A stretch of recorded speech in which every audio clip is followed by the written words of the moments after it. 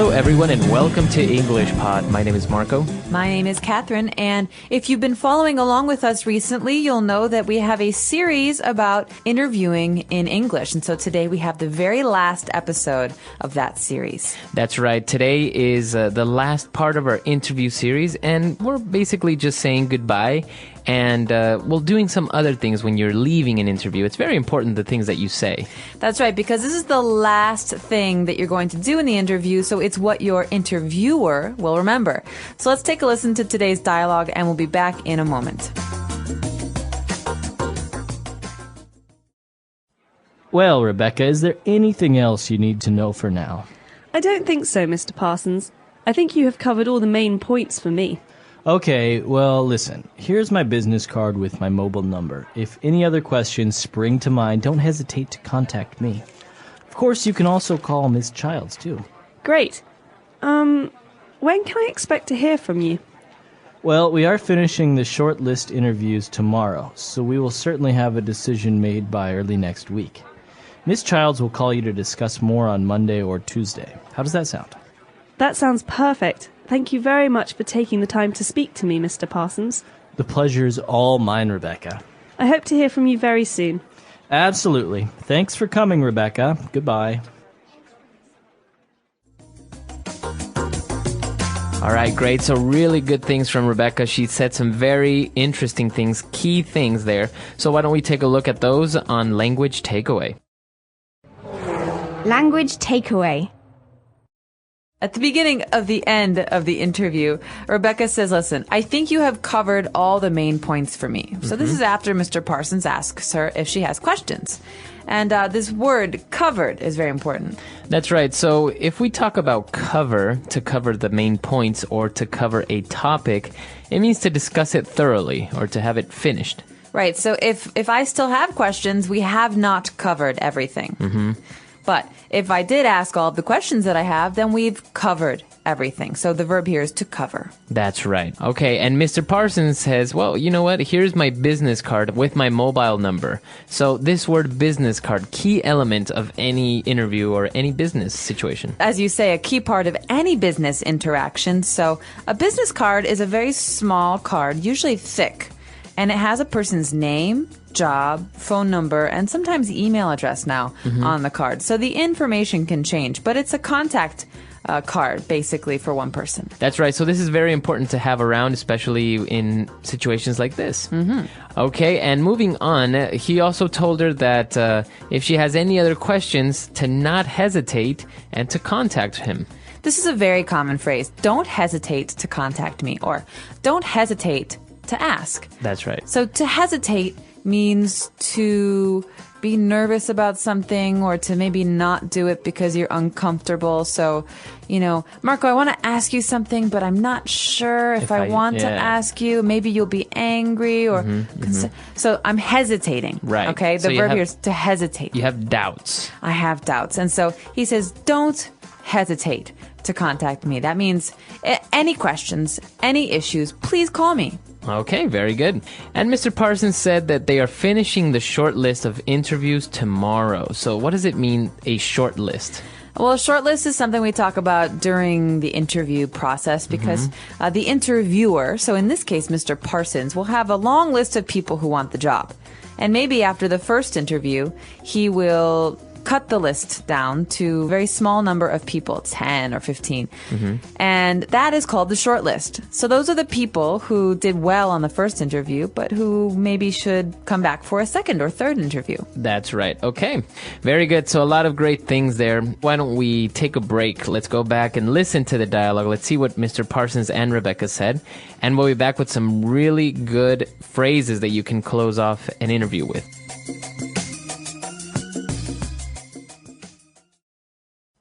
Well, Rebecca, is there anything else you need to know for now? I don't think so, Mr. Parsons. I think you have covered all the main points for me. Okay, well, listen. Here's my business card with my mobile number. If any other questions spring to mind, don't hesitate to contact me. Of course, you can also call Ms. Childs, too. Great. When can I expect to hear from you?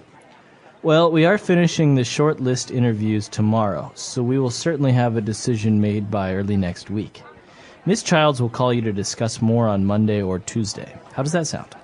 That sounds perfect. Thank you very much for taking the time to speak to me, Mr. Parsons.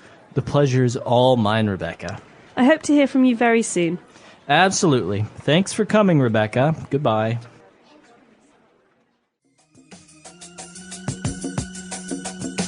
All right, we're back. So now let's take a look at those phrases we mentioned on Fluency Builder. Fluency Builder. So let's go back to the beginning where Mr. Parsons is talking about questions that Rebecca might have. And so Mr. Parsons says, if any other questions spring to mind, don't hesitate to contact me. So this phrase, spring to mind, is very interesting. What does this mean? Well, basically, if something springs to your mind or springs to mind, it means that it comes very suddenly and quickly into your mind. It just pops into your head. Wow, so to spring, or springs in this case, is like jumping. Mm-hmm. So something hits your mind very quickly. It comes into your mind very quickly. So, I don't really have any ideas, Marco, for that party next week, but, if anything springs to mind, you should let me know. Okay. So if you have any sudden ideas or anything you suddenly remember, that's what it means to spring to mind. Mm-hmm. Okay, so taking a look at these expressions that Rebecca used when she's leaving. For example, you know that you finished the interview, and a typical question that you want to make is, when can I expect to hear from you? This is a great question at the end of an interview because it's basically a way of saying, listen, I'm interested in this job.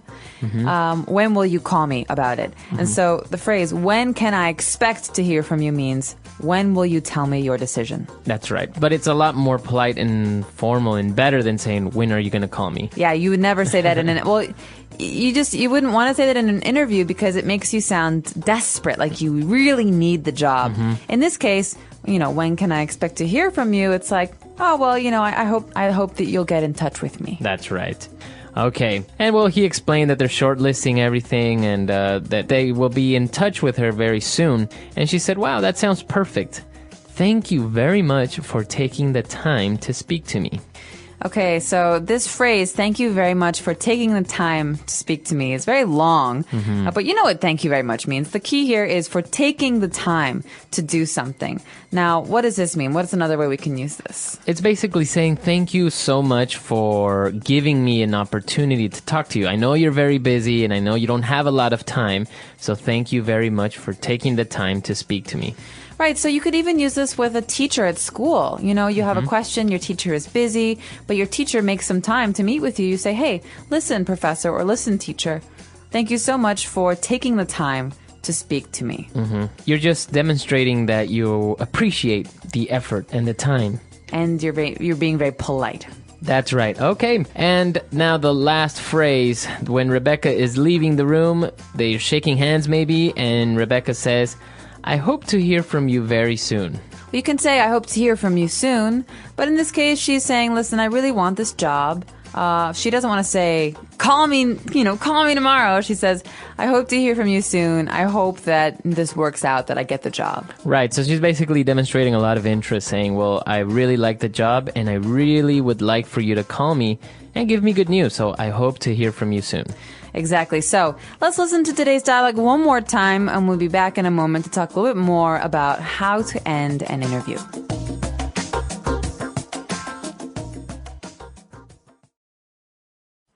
Well, Rebecca, is there anything else you need to know for now? I don't think so, Mr. Parsons. I think you have covered all the main points for me. Okay, well, listen. Here's my business card with my mobile number. If any other questions spring to mind, don't hesitate to contact me. Of course, you can also call Miss Childs, too. Great. When can I expect to hear from you? Well, we are finishing the shortlist interviews tomorrow, so we will certainly have a decision made by early next week. Miss Childs will call you to discuss more on Monday or Tuesday. How does that sound? That sounds perfect. Thank you very much for taking the time to speak to me, Mr. Parsons. The pleasure's all mine, Rebecca. I hope to hear from you very soon. Absolutely. Thanks for coming, Rebecca. Goodbye. So this is a great way of ending an interview. Rebecca did a really good job. And I think there are a couple of suggestions or tips that you would like to give our users. Yeah, well, one of them is don't, at the end of the interview, ask the person if you have the job. They'll say, we will be in touch, or thank you so much for coming in. But if they don't say, we would really like to have you join this company, then you probably shouldn't ask. You should say, when can I expect to hear from you? That's more polite. Because I think a lot of times if you didn't get the job, it makes the interviewer feel very uncomfortable. But also it's just a polite thing to do. So be careful with that. And I've also been told from people in business that if you do receive a job offer, don't accept right away. Say, I will think about it and I'll get back in touch with you. Oh, okay. Kind of like a strategy maybe to better negotiate the terms and conditions. Exactly. So you want to take that information, you want to go home, you want to think about it, talk about it with your wife or your husband and decide, is this something I want? And then you can contact the employer. Right. Yeah, I think that's a very good idea. And also, I think it's not a wise thing to call or contact the employer asking if you've got the job or asking if they have any news yet, because I think that can be a little bit annoying. But if they say, we will be in touch on Tuesday, and it's a week later and they never got back to you, send a follow-up. Of course. A follow-up is an email or a letter or even a phone call where you say, listen, I'm really glad I got to meet you today. I hope that we have the opportunity to work together in the future. Please be in touch. Sincerely, and then your name. Kind of like a reminder. It's a reminder, like, I want the job. Here's my information. Let's do this. Or at least if I didn't get the job, let me know that I didn't get it. Yeah, exactly. All right, so a lot of great advice here, great things coming. And we'll be back again with another series. We're going to have a presentation series, so be sure to keep an eye out for that. And if you have any other questions or comments, we're always at englishpod.com where you can find us. We'll see you there. Bye, guys. Bye.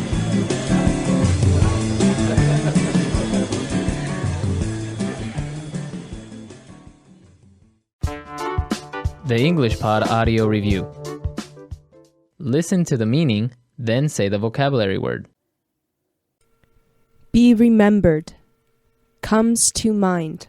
Spring to mind. To stop before you do something. Hesitate. Think something will probably happen. Expect. List of people or items most likely to be chosen. Shortlist. Does that seem good to you? How does that sound? Let's try that faster. Think something will probably happen. Expect.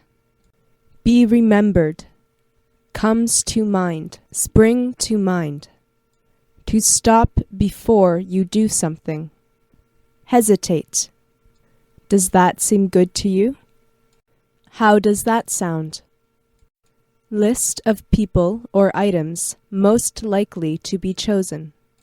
Shortlist. Now say the word and hear it in a sentence. Spring to mind.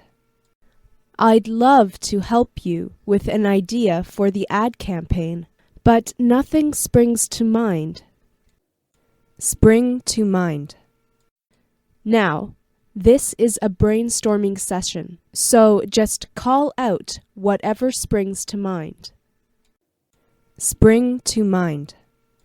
If any further comments or suggestions spring to mind, please do give me a call. Hesitate.